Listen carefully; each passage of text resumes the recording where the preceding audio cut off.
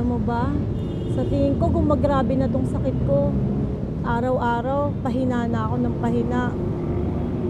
Hanggang ngayon, wala pa rin findings ang mga doktor. Ate, ganito. Ganito na lang yung isipin mo, ha. Bukas, huling araw ng doktrina mo. Pagkatapos nun, susubukin ka na sa pagsamba. Onting panahon na lang, ate, mababautismohan ka na.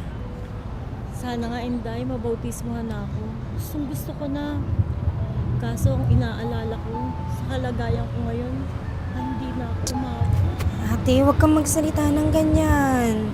Ayoko mamatay nang hindi ako Iglesia ni Cristo, Inday. Panginoon Diyos, kung hindi man po ako gumaling sa karamdaman ko, tangi ko lamang pong hilingin.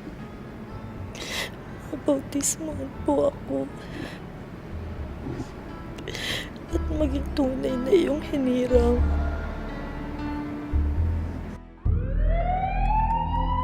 Continue chest compression. Do ambo bagging. Good epi. Okay, another epi after 3 minutes. First epi given. Okay. Second Stop epi compression. given. Stop compression. May pulso na ang pasyente natin. Please check the BP.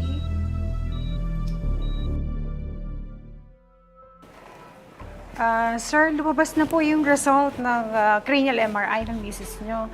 At doon nakita natin na meron siyang bukol sa loob ng utak. 6 centimeters ang size, so medyo malaki, na kailangan natin yung tanggalin dahil itong bukol na ito ang dumadagan doon sa utak niya, kaya napaparalisa ang katawan niya. Ngayon, doon sa operasyon, kailangan gawin, pero ang operasyon po ay may mga complications. Pwede na okay siya after operation, pwede rin na hindi magising ang misis nyo after the operation.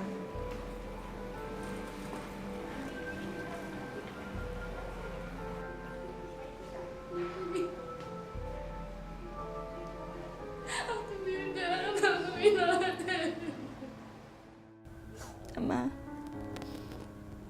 minsan pa, nagmamakaawa po ako sa'yo. Ikaw po ang pinakadakilang manggagamot sa lahat. Nilalapit ko po sa'yo sa pagkakataong ito si Ate Lori. Maawa ka po sanang magpagaling ka po kay Ate Lori. Maawa kang ibasbas mo po sa kanya ang mahabang buhay at lakas. At loobin mo po sana na ipagpatuloy niya pa po ang kanyang pagpasok sa loob ng Iglesia ni Cristo. Makasama pa po namin siya sa tunay at masayang mga paglilingkod po sa iyong banal na pangalan. Ang lahat po, magalang ko na pong hinihiling sa iyo, Ama, sa tanging pangalan po ni Jesus na aming dakilang tagapagligtas. Amen.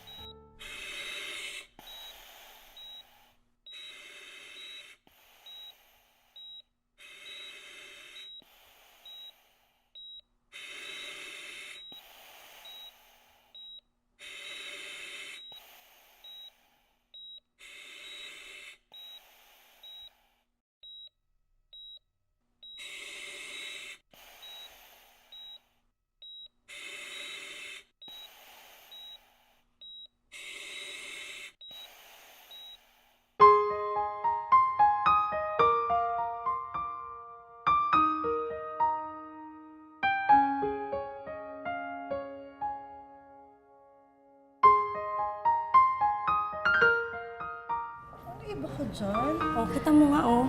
Sexy-sexy ka na ngayon. At saka mas bata ka pang tingnan. Tigilan mo na, Inday. Kaninang pa kayo inaasar.